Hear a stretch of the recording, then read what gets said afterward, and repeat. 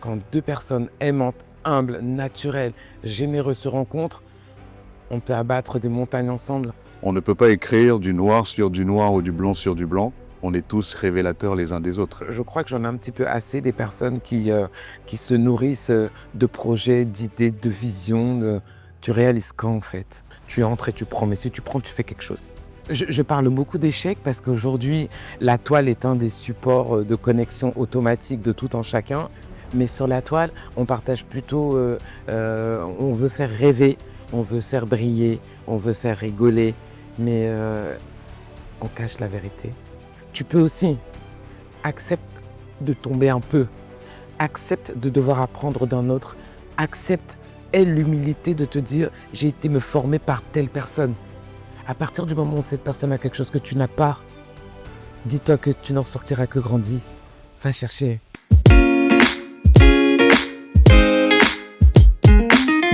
Bonjour, je suis Brigitte Housseau. Bienvenue dans votre nouvel espace. Cet espace où la vulnérabilité rencontrera la puissance des leaders d'aujourd'hui et de demain, où nous pourrons nous permettre de rêver sans limite. Ma chère Brigitte, quel charisme! Bonjour, Comment vas-tu? ça va très bien et toi? Ça va super, très heureux de partager ce moment de grande qualité avec toi. Tu es une personne qui m'inspire énormément. Je n'ai pas encore eu l'occasion de te le dire. Et c'est l'occasion aussi de te remercier toi et de remercier ta famille parce qu'il y a 6 ans maintenant, je suis venu à Paris pour réaliser ma première production hors de ma terre camerounaise. Et vous m'aviez gracieusement prêté votre espace pour réaliser cette saison de mon émission. Et c'est l'occasion de te remercier et de remercier ta famille également.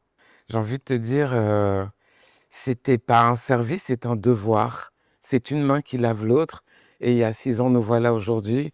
L'aventure ne s'est pas arrêtée, elle n'a fait que continuer et grandir et croître. Donc un vrai plaisir. Et c'est beau de se dire que 6 ans plus tard, nous travaillons ensemble dans ton pays, le Bénin, à la production d'une émission formidable qui s'appelle Guichet fermé, dans laquelle chaque semaine, avec une équipe 100% béninoise, tu célèbres les talents de ton pays. Une L'histoire est aventure belle. folle dans laquelle tu vas embarquer. On ne m'y attendait pas. C'était pas forcément écrit dans ma strate parce que tu imagines bien que j'ai une strate de branding qui est écrite. Cette ligne n'y était pas. Mais tu m'as permis de me révéler sur un sujet sur lequel on ne m'attendait pas forcément. Mais en réalité, au retour de ce que je peux voir, ça ne surprend pas. Ça surprend que moi. Donc merci pour la confiance, merci pour cette révélation et merci pour cette folle aventure que je vis dans mon pays qui est le Bénin. Ouais, comme dirait l'autre, ce n'était pas écrit, mais tout sonne comme une évidence. Aïe, aïe, aïe, je valide. Avec beaucoup de boulot derrière. C'est important de le rappeler, de le dire. La boîte de production, votre boîte de production qui est Hémisphère, c'est une grosse industrie, c'est une grosse machine. Et ouais, c'est beaucoup d'heures de boulot, mais j'adore. Et je me suis renouvelé une passion, une nouvelle passion est née. Et je t'en remercie parce que des fois, à un moment donné, quand tu entreprends, tu as l'impression que ben, tu es arrivé un peu à ta limite, que ta créativité, ben, tu sais pas ce que tu peux faire d'autre. Et tu as des personnes comme ça qui, un jour, vos chemins se sont croisés, des années plus tard, te réveillent encore quelque chose. Donc, je vais renouveler aussi mes remerciements pour cette nouvelle partie de moi que vous faites vivre. Rien n'arrive par hasard, tu n'en es pas là par hasard, nous ne sommes pas là par hasard pour partager ce moment et raconter ton histoire, parce que ça va être l'occasion pour beaucoup de gens qui te suivent depuis de nombreuses années de te connaître un peu plus, de te découvrir en profondeur. Il y a un mot qui me vient à l'esprit à chaque fois que je pense à toi, c'est le mot famille. Je l'ai dit, on travaille ensemble au Bénin sur cette nouvelle émission Guichet fermé. Tu as réussi à créer une famille avec les autres membres de l'équipe, comme tu as une formidable famille avec qui tu travailles sur de nombreux projets depuis de nombreuses années maintenant. Comment est né cet esprit de famille qu'on ne retrouve pas forcément dans toutes les familles? Comment avez-vous réussi à créer ce clan qui est le vôtre aujourd'hui? Ben, je rends grâce parce que ce sont nos parents. ce sont nos parents qui, dès l'enfance, nous ont créé ce bloc, cette unité, ce clan, cet esprit de solidarité, cet esprit de c'est l'un qui fait l'autre, c'est l'autre qui veille sur l'autre, c'est l'autre qui accompagne l'autre.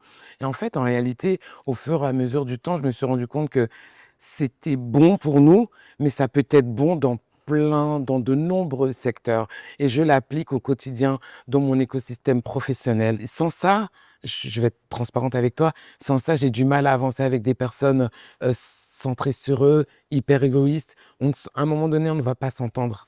Mais par contre, quand deux personnes aimantes, humbles, naturelles, généreuses se rencontrent, on peut abattre des montagnes ensemble. Ouais. Et là, je me sens à l'aise, je me sens en sécurité. En fait, c'est ma zone de sécurité.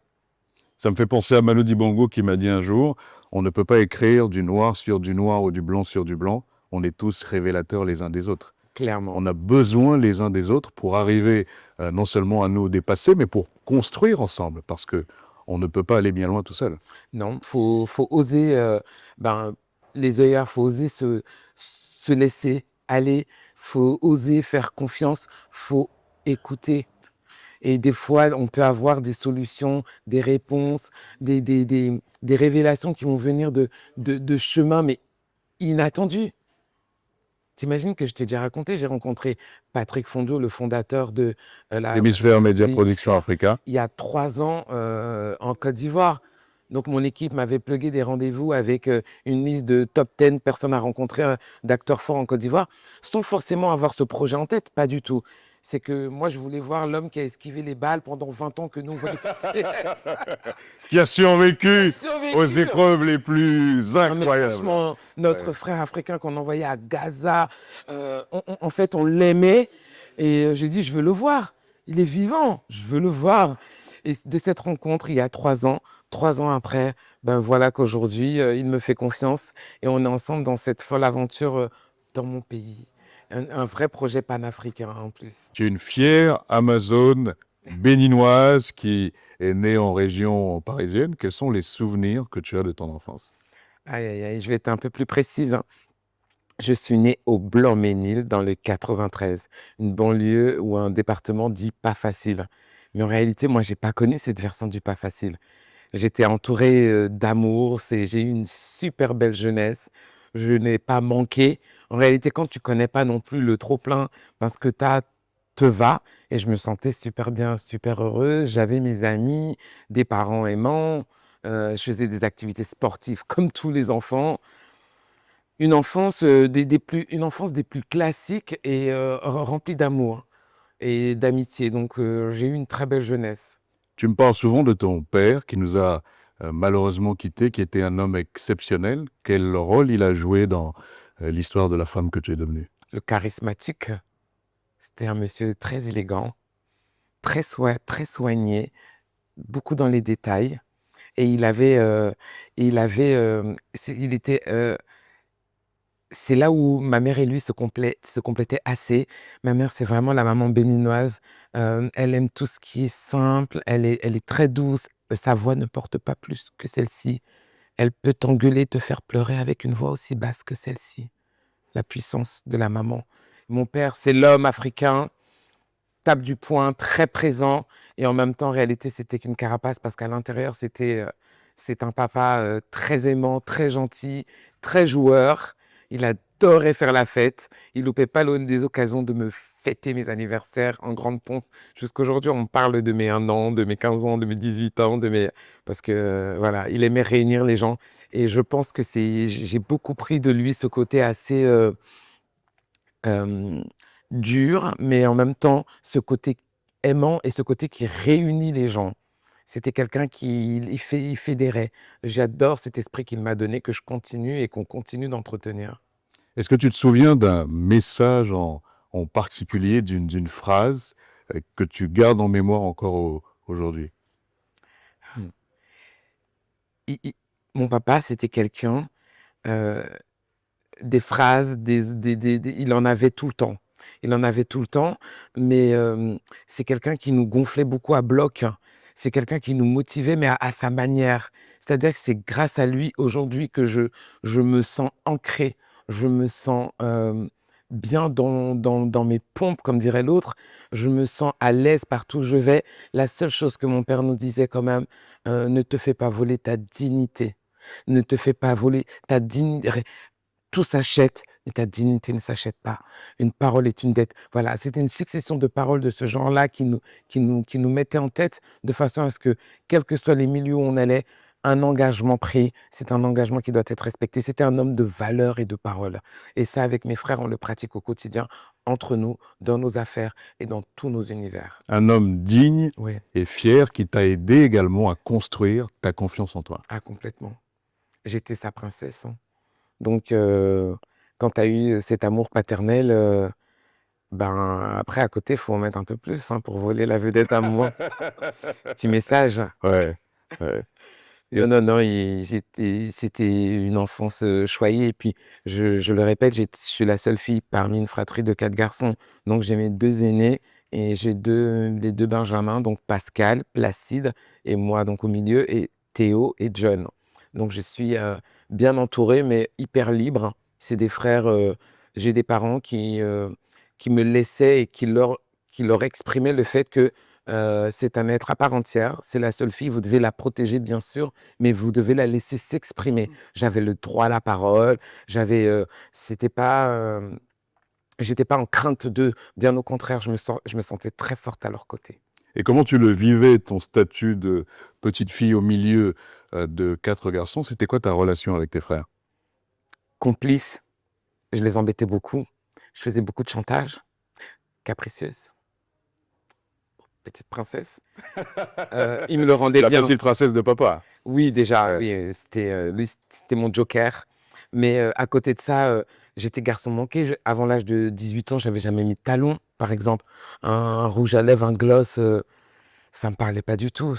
Non, non, non, ça m'intéressait pas du tout. Moi, je voulais aller courir avec mes frères, je voulais aller les suivre, je voulais voir tout ce qu'ils faisaient, je voulais voir. Je voulais vivre comme eux parce que j'avais l'impression d'être un mec, en fait.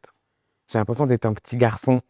Alors que j'étais toute frêle, on m'appelait, la coquille d'œuf, j'étais toute frêle, toute fragile, mais à l'intérieur, je me voyais pas comme j'étais. Mais ça va, ils m'emmenaient où je pouvais aller, voilà. Je peux l'exprimer comme ça. Et puis te protéger également. Oui, en permanence Ouais. et je peux pas parler au passé. Ils me protègent toujours. C'était quoi tes rêves à l'époque? De quoi tu rêvais quand tu étais petite? Moi, je suis une amoureuse de la vie, je suis une amoureuse des gens, moi, j'aime. Après, c'est ce monde un peu irréel où j'aime voir les gens heureux autour de moi. J'aime voir les gens heureux autour de moi, même avant moi. Donc, j'étais la personne dans ce cercle familial qui essaie à chaque fois de temporiser, calmer, réunir, trouver des solutions. Et mon rêve, c'est ça. Et c'est pareil même avec mon cercle amical. Bien que je n'ai pas beaucoup d'amis, parce que je suis assez occupée et que je suis assez élitiste parce que je suis passionnée dans ce que je fais, donc je suis très sensible à la trahison. Ma confiance, je la donne toujours à 100% et elle s'amoindrit avec le temps, Tu fais partie de ceux qui font confiance dès le départ. à 100%. Ouais. Par contre, c'est comme le sablier. Une erreur et je suis pas rancunière, je pardonne. J'oublie pas. Et c'était quoi les ambitions professionnelles de cette petite fille? Tu sais, ça, c'est le côté négatif quand tu es issu de ces secteurs dits ZEP, banlieue, et cetera. On a des chemins tout tracés pour nous. Heu, collège, pro, et à 20 ans, on va travailler. Mais moi, j'étais dans un cercle familial où le va travailler à 20 ans n'existait pas, en fait, parce qu'on n'en avait pas le besoin. J'avais de quoi manger, j'avais un toit, tout se passait bien, j moi, j'ai envie de faire des études et puis j'osais déjà, mes parents me permettaient déjà de rêver grand. Mais le Comment? comment? Bah, cette maman qui m'emmenait dans ses valises très tôt. Je voyageais avec elle et donc très tôt, j'étais ouverte au monde. Très tôt, je voyais ce qui se passait à l'extérieur et je pouvais déjà constater que ce que nous, on vivait dans notre écosystème proche, c'était pas normal. dans le sens où on empêchait les jeunes, les femmes, on nous empêchait un peu de rêver. On voulait nous mettre dans un chemin tout fait. Et là, non, moi j'ai eu cette chance, cette maman qui m'emmenait tout le temps avec elle. Et nous d'ailleurs, parce qu'on voyageait aussi beaucoup en famille. Donc très tôt, j'avais ces rêves, ces grands rêves de devenir ce genre de femme épanouie. J'avais pas de modèle précis à dire je vais être comme elle. Non, moi c'est une addition de beaucoup de femmes. Je vais être douce comme elle, je veux parler comme elle, je vais être élégante comme elle, et je veux savoir compter et gérer l'argent comme lui peut-être, ou comme elle. Bref, c'est un mélange d'hommes et de femmes. Et quels C'est sont ça que je pense. les hommes et les femmes justement qui t'ont inspiré? Tes parents évidemment, mais Bien sûr, ça c'était la base. Il y en a beaucoup, je ne voudrais même pas les nommer parce que pour beaucoup, vous ne les connaissez même pas. Moi, je m'inspire aussi de personnes improbables de mon environnement, mais d'une simplicité, mais qui m'apportent tellement. C'est pour ça que je dis souvent aux gens, arrêtez des fois de chercher trop loin. Des fois, le bonheur, il est juste à côté de vous, c'est juste que vous ne prenez pas le temps euh, de- d'écouter ou de de regarder. repérer et de Ouais. regarder. Que faisaient tes parents? Elle était, puisqu'elle est à la retraite, commerçante dans les métaux précieux. Donc elle vendait de l'or qu'elle achetait en Italie, en Belgique, en Asie, et qu'elle revendait sur le continent, donc en Afrique et aussi en France. Et ton père? Et mon papa, entrepreneur aussi dans le bâtiment. Effectivement, papa et maman portaient cette casquette qui nous ont naturellement Ouais, cet transmis. esprit entrepreneurial qui est le vôtre, dont vous avez hérité tes frères et toi, vient de vos parents. Par contre, attention, Heu, ils nous poussaient pas forcément à devenir nous aussi, les serial entrepreneurs qu'ils étaient. Pas du tout. Au contraire, je pense pas, c'est une certitude. Nos parents nous poussaient plus vers une voie, d'études pour pouvoir, sécuriser et ne pas avoir, ces montagnes russes, que rencontre tout entrepreneur à tout niveau. Ils voulaient plutôt pour nous une vie un peu plus, stabilisée et sécure, Ouais, moins risquée et moins moins risquée. tumultueuse que la vie d'entrepreneur. Mais en réalité, c'est resté, à l'étape, idée.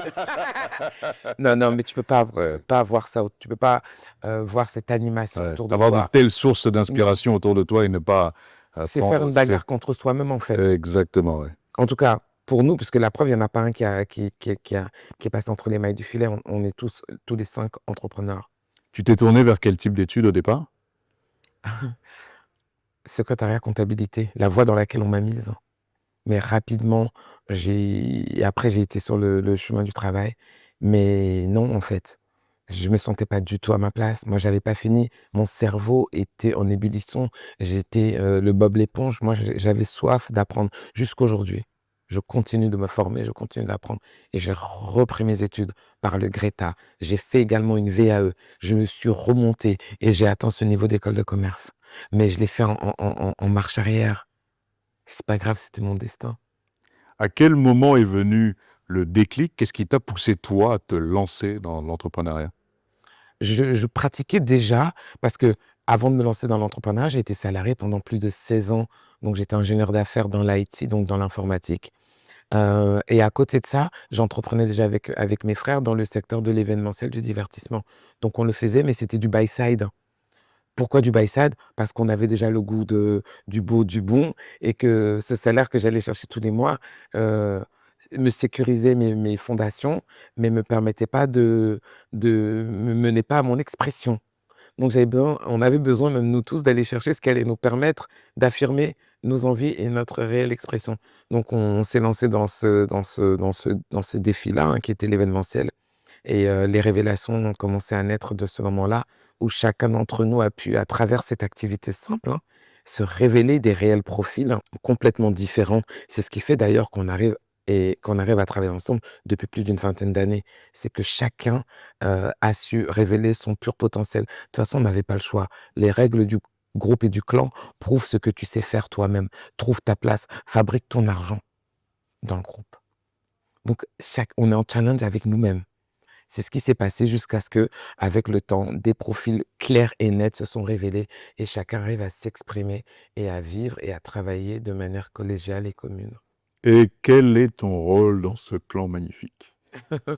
Mon rôle à moi, je porte la casquette officiellement de responsable des ressources humaines et directrice administrative et financière. Ça, c'est la partie, sur le papier. À côté de ça, je suis une meuf bien complète. Je me mêle, je m'occupe de tout. Je suis curieuse de tout. La communication qui est pas dans mon pôle de direction, j'y mets une tête. Je donne mon avis. Ils prennent, ils veulent, ils prennent pas. Mais en tout cas, je pose. La partie développement, donc dès qu'on doit racheter des nouvelles structures, développer le groupe, le faire bumper, ça c'est mon grand frère qui s'en occupe. Il est incroyable. Il fait des choses que je ne sais pas faire. Il a des contacts que je n'ai pas. Donc dès que je peux me greffer à lui, et je marche dans ses pas et j'apprends encore tous les jours. Mon autre frère, John, qui est incroyable aussi en communication et en digital, lui, on lui pose un projet, il va nous chercher tous les outils, les process pour que ce projet se réalise. J'ai un autre de mes frères qui est fort en finance. Donc lui, c'est la force tranquille, il parle très peu. C'est tel un expert financier, plus, plus, plus.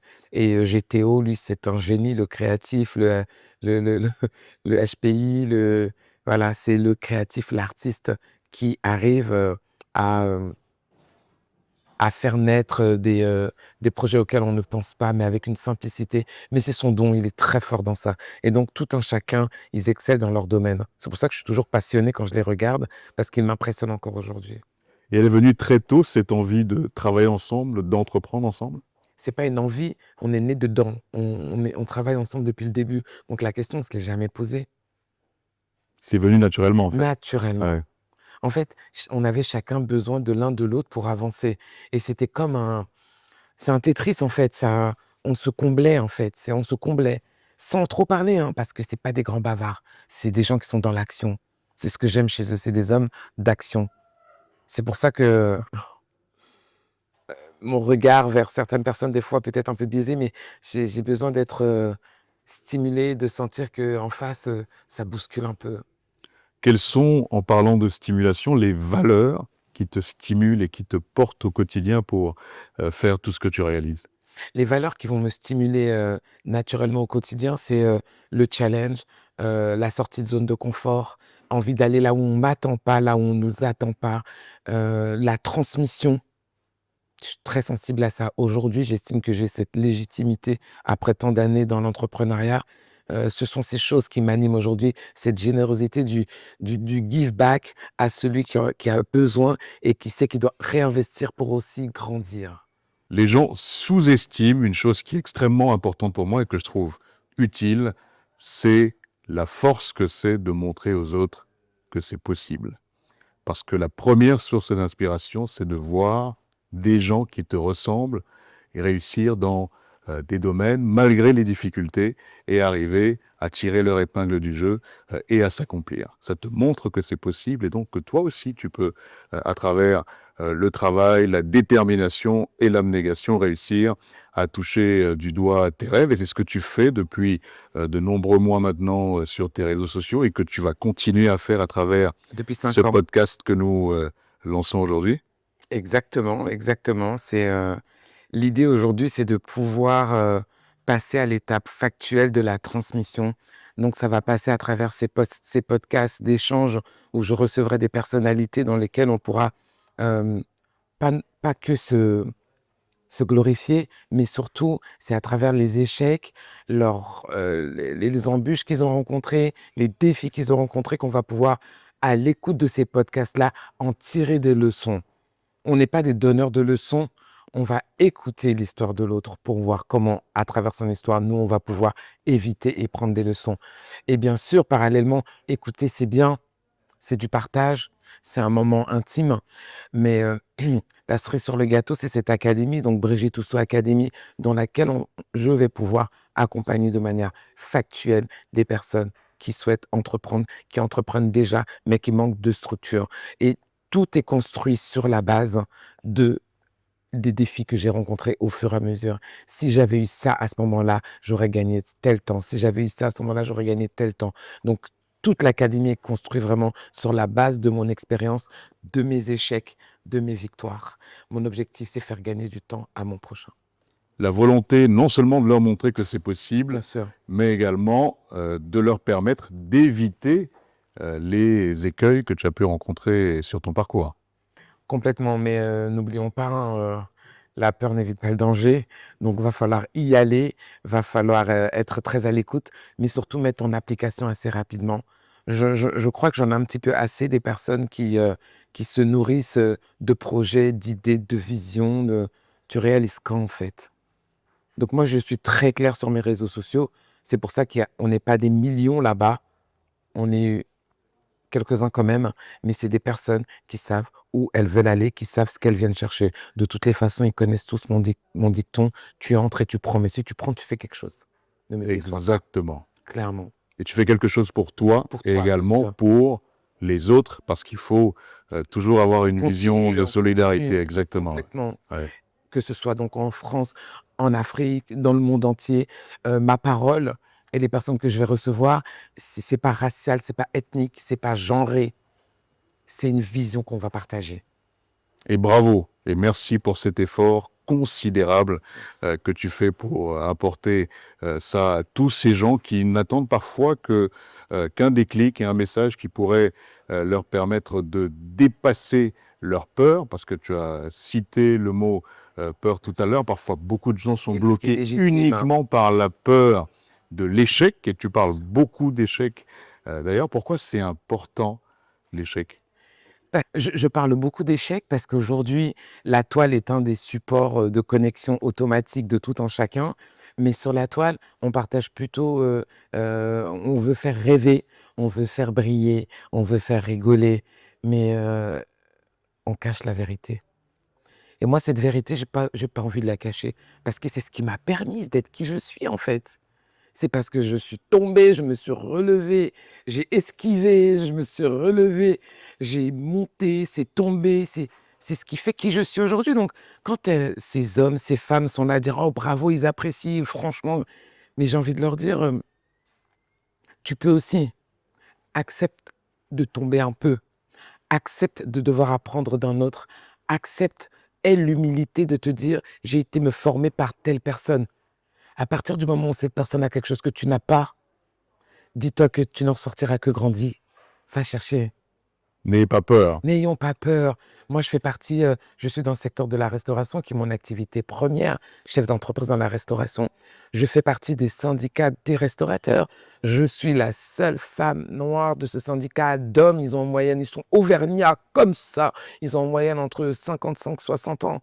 Mais quand je suis rentré dans ce groupement-là, au départ, je peux te dire que pot de camembert, toute petite quoi. Les premiers mois, mon Dieu, à chaque session de réunion, j'en sortais grandi, j'apprenais, jusqu'au jour où, ben, je suis membre et quand on est membre, un membre, il doit être à un moment donné actif. Jusqu'au jour où je me suis armé de courage et j'ai pris la parole un jour dans ce groupement et là, mes pairs m'ont regardé avec beaucoup d'admiration et de respect et là, je me suis dit: «Waouh, ma parole a du sens, Compte. compte».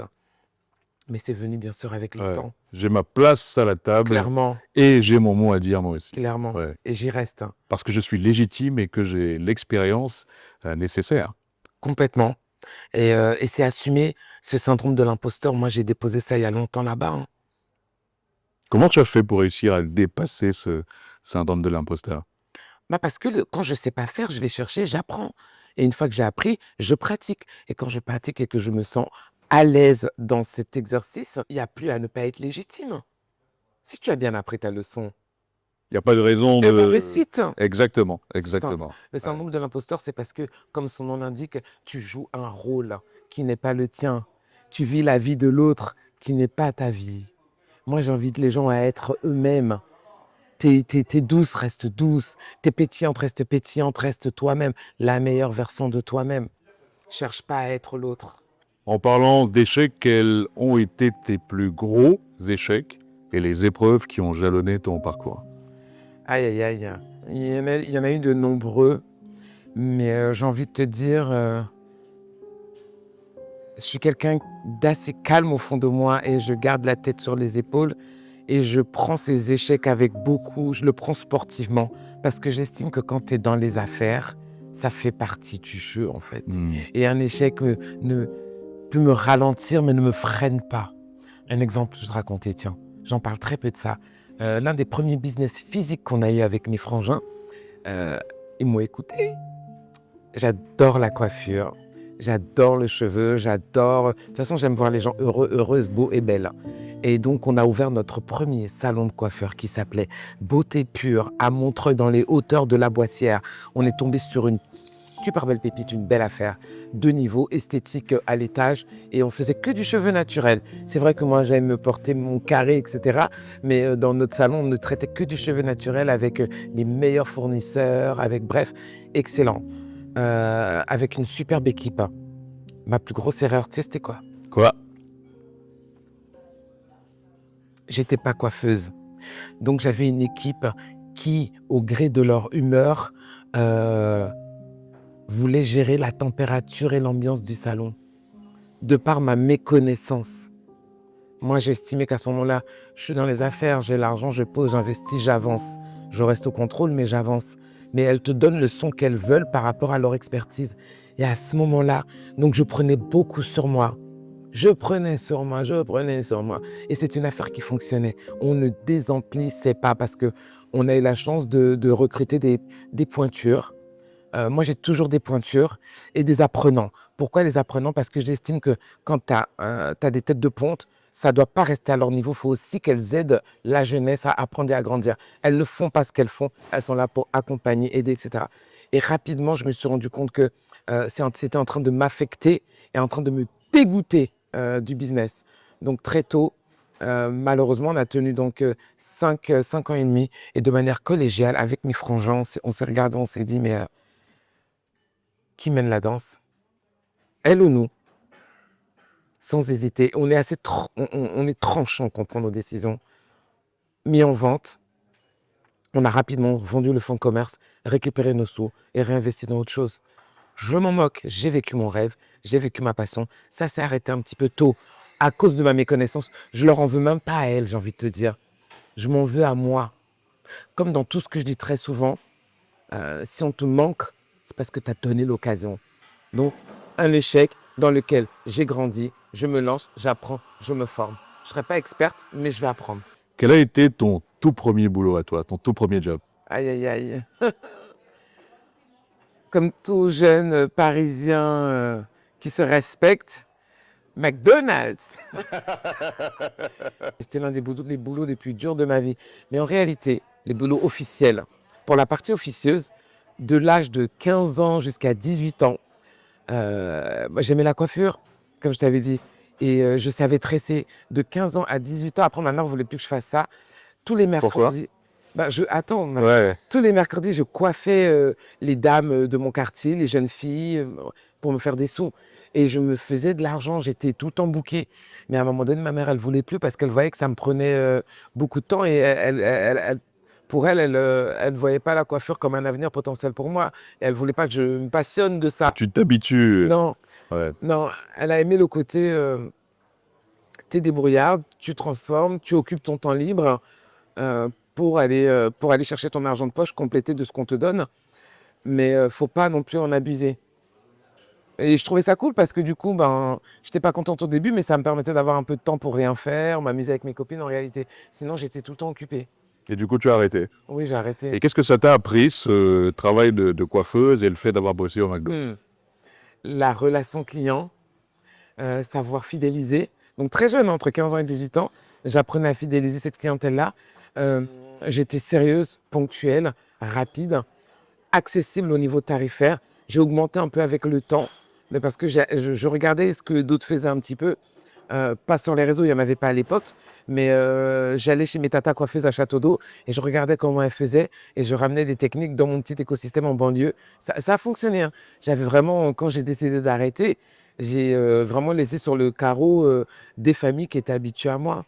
Des mères-filles, sœurs. Tu as également eu un long parcours en entreprise que tu auras l'occasion de raconter à ceux qui te suivent très bientôt. Restez connectés sur ce podcast pour tout découvrir sur le parcours incroyable de ma chère Brigitte Oussou. Et parallèlement à ça, il y avait donc l'entrepreneuriat. Quel est le premier business, le tout premier projet que tu as lancé avec tes frères? Le tout premier business que nous avons lancé en fixe, c'était cet épisode, l'ouverture de business physique, hein, ce salon de coiffure. Ce salon de coiffure dont on a parlé tout à l'heure, c'est le premier business physique. Après, on en a eu d'autres dans l'automobile. On achetait, on revendait, mais ça, c'était plus mes frères. C'était pas quelque chose qui me plaisait. Et tout ce qui était by side, j'aimais aller sur des choses qui me font plaisir, dans lesquelles j'ai envie d'apprendre. Et comment vous en êtes arrivé à faire des soirées? Aïe, aïe, aïe, aïe, aïe, pour la petite histoire, donc nous sommes chrétiens et nous allions au caté les mercredis et mes grands frères, avec les personnes de la catégorie de leur âge, devaient organiser un voyage à Sainte Fatima, un pèlerinage quoi. Mais malheureusement, l'église n'en avait pas les moyens. Donc c'était pour pouvoir récolter ces fonds-là, c'était des ventes de beignets, de crêpes, de gâteaux le dimanche. Mais là, il aurait fallu en vendre des palettes pour pouvoir emmener une bande de 30 jeunes aller au pèlerinage, sortir de leur banlieue en fait. En réalité, eux, c'est tout ce qu'ils voulaient faire, je pense, mais et c'était pas possible. Et de là, mon frère qui, sur ce coup-là, a eu un vrai coup de génie, a eu l'audace de demander au prêtre de mettre à disposition, près de l'église, il y avait une salle de fête, a demandé aux prêtres, est-ce qu'ils peuvent leur mettre à disposition cette salle de fête pour organiser des après-midi dansantes pour les jeunes, moyennant finance, mais de manière symbolique. Et ils pensent que ça pourra récolter des fonds beaucoup plus rapidement que par des gâteaux. Et cette industrie s'est mise en place. On n'avait pas les mots, on n'avait pas les termes, on ne savait pas. Par contre, on a imaginé tous les points dont on avait besoin. Une forme de sécurité, c'était nos grands frères du quartier. De la caissière, moi, depuis jeune, je m'occupais des sous, donc j'y étais. Et j'avais toujours mes copines, parce que j'aime toujours mettre des gens dans mes plans. Donc j'avais toujours une amie ou deux qui était avec moi sur la caisse, une qui met le bracelet ou qui donne le ticket pour la boisson. On avait besoin de vente de boissons, donc des personnes au bar. Bref, on a formé ce petit écosystème. Et c'est comme ça qu'on a commencé ensemble avec les amis, je tiens à le dire. À l'époque, ensemble avec les amis et le soutien et la confiance de cet homme de foi, à monter notre premier business pour ce voyage de jeunes qui a été fait. Ouais.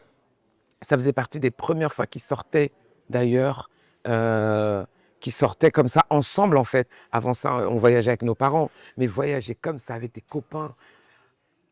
Cet homme de foi a eu foi en vous. Grâce au succès de la soirée, vous avez eu vous-même foi en vous. Et derrière, vous avez organisé Et on a réitéré, des soirées pendant longtemps dans Paris. Mais complètement, ça a commencé par ces soirées dans la salle de fête. Après, on est passé au format association. Et en fait, après, quand vous montez naturellement, ce qu'on appelle, on se professionnalise. Donc après, on s'est structuré, SARL, SAS, au fur et à mesure, ça grossissait, c'était de plus en plus processé. Et tout a commencé par cette simple petite boum. Et comment est né le groupe Maasai? Le groupe Maasai, il est né d'un réel besoin. Quand j'étais justement en tant qu'ingénieur d'affaires, je passais la plupart de mon temps à entretenir mon portefeuille client. Et moi, dans ma manière d'entretenir mes relations, ça passe autour d'une belle table, autour de bons moments dans lesquels on peut en profiter et pour dealer, et pour échanger, et pour se restaurer. Et on allait dans les plus belles adresses parisiennes. Mais j'avais, en tant que amoureuse de mon continent, amoureuse de ma culture, j'avais au fond de moi ce manque. On peut manger italien, marocain, asiatique, indien. Toutes ces belles spécialités, on peut les manger, mais dans des cadres avec des standings, exactement. Mais pas nous, en fait, voire très peu, parce qu'il y en avait, mais ils étaient peut-être petits. Et de là, avec mes frères, on a commencé un petit peu à en parler. Mais en fait, chez nous, quand une idée est bonne et qu'on commence à en parler, c'est-à-dire qu'on est déjà en train de transformer. Et on est rapidement passé du rêve De la parole à l'action. Ah oui, clairement. Ouais. Donc on s'est lancé à la recherche. Pour se lancer dans l'exécution de ce rêve, il nous fallait une adresse d'exception, parce qu'on voulait un projet d'exception.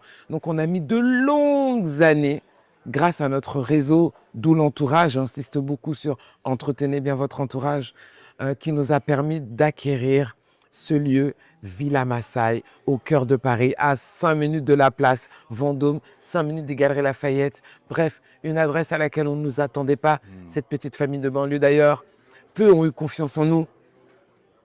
mais c'est devenu ce restaurant qui était le nôtre et rapidement nous a complètement dépassé parce que c'était le restaurant de la diaspora. C'était une ambassade non officielle. Du 93 à coiffer des jeunes filles, travailler dans un McDo et se retrouver propriétaire d'un restaurant dans l'un des plus beaux quartiers de Paris. Sky is the limit. Et le sommet n'est même pas encore atteint. Je continue de rêver tous les jours. C'est le groupe Maasai aujourd'hui, c'est combien d'établissements, combien de personnes qui travaillent? Aujourd'hui, c'est 3 enseignes physiques dans la restauration, entre bar et restaurant. C'est d'autres entités, parce que c'est une holding, bien sûr, avec des pôles d'activité différents, de l'immobilier, de la restauration, du conseil. Et aujourd'hui, c'est une centaine de collaborateurs. C'est une centaine de collaborateurs qui nous accompagnent pour le rayonnement et la réussite au quotidien de ces engagements qu'on prend et cette fierté qu'on met à créer de l'emploi, mais surtout à se maintenir. Elle est là la difficulté dans les affaires à Paris, se maintenir. C'est des remises en question tous les jours. On a l'impression que c'est acquis, mais conquis n'est pas acquis, c'est comme en amour. Il faut continuer de le chérir. Un client qui vient manger aujourd'hui, c'est pas garanti qu'il revienne demain. Donc, il faut toujours être la meilleure version de toi-même. Plus que des établissements, ces restaurants sont devenus de hauts lieux de culture. Quelle est ta relation avec ta culture? Ah, c'est dans mes veines, c'est dans mon cœur, c'est dans ma tête, c'est mon ADN, hein. C'est-à-dire que je suis cette amoureuse de la France car j'y suis née et cette amoureuse de mon Afrique car c'est celle qui me porte, c'est ce à quoi je représente quand vous me regardez. Voilà, j'ai pas à me décrire. Et donc cette double nationalité d'ailleurs, c'est ma grande fierté. Je suis 100% française et 100% africaine et fière de l'être. Et aujourd'hui, j'ai la chance de pouvoir partager à ma manière, avec ma voix, cette excellence que l'on a sur le continent, avec les personnes qui m'accompagnent là-bas, car ils me permettent d'en apprendre encore tous les jours. Grâce à cette émission Guichet fermé, j'en apprends encore tous les jours sur le Bénin, mais ce beau continent, sur les personnalités, sur nos traditions, nous sommes vraiment riches, vraiment. Qu'est-ce que tu dirais à la Brigitte d'il y a 20 ans? Aïe, aïe, aïe, aïe, aïe, aïe, je lui dirais tellement de choses. Arrête d'avoir peur, pousse la porte, ose. J'ai eu des moments où j'ai l'impression qu'on n'entendait pas ma voix. Cette voix qui aujourd'hui résonne dans les oreilles des autres. J'ai eu des moments où j'ai l'impression qu'on n'entendait pas cette voix-là. Crois en toi, alors que j'étais confiante, mais dans certains écosystèmes, je ne me sentais pas forcément légitime. Et à ce moment-là, il y a 20 ans en arrière, ouais, j'aurais pu me dire dans certains endroits, tu es à ta place. Chose qu'aujourd'hui, pousse-moi, je tombe pas. Brigitte, tu le sais déjà, mais je me permets de te le dire, tu es à ta place, tu es une inspiration pour de nombreuses personnes et j'en fais partie. Merci pour tout ce que tu fais pour toi-même, pour les tiens. Quand je parle des tiens, je parle de ta famille, mais également plus largement Oui. de la grande famille, non seulement africaine, mais également humaine. Mince. Je suis convaincu d'une chose, le meilleur des hommes, c'est le plus utile aux autres. Et toi, tu fais le maximum pour être utile aux autres, et notamment aux femmes. C'est un combat qui te tient particulièrement à cœur. Personnellement, Ouais. clairement, merci, exactement. Et qui m'anime tous les jours. Rendez-vous dans ce nouveau podcast de Brigitte Oussou que je vous invite à découvrir, comme vous venez à l'instant de la découvrir. Et je me permets de me lever pour te laisser avec ton hôtesse. Merci d'avoir été avec nous dans votre nouvel espace, cet espace de partage, cet espace où le business, le leadership, le business au féminin va rayonner, mais où on va partager des moments d'exception. N'oubliez pas de vous abonner, n'oubliez pas de liker, car c'est une main qui lave l'autre. Plus nous serons nombreux, plus nos voix porteront. Et j'aurai plaisir à vous faire découvrir d'autres visages impactants, impactés, qui partageront avec beaucoup de générosité. À bientôt dans votre nouveau podcast by Brigitte Oussou.